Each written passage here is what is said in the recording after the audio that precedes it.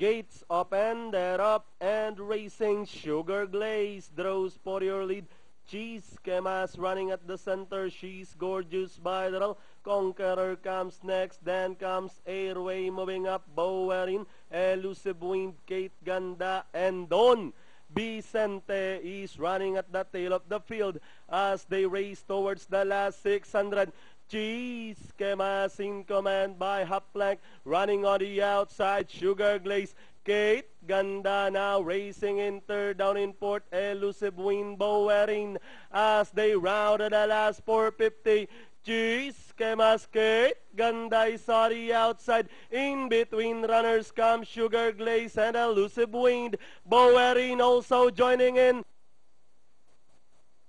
It's still the favorite, Cheese Kemas, by about 2 lengths. Running on the outside, Bowerin, Sugar Glaze, Elusive Wind, and with 100 to go, Cheese Kemas by about 2 lengths. And finally, Cheese Kemas, Bowerin, then comes She's Gorgeous, Sugar Glaze, Elusive Wind for your Pentafecta.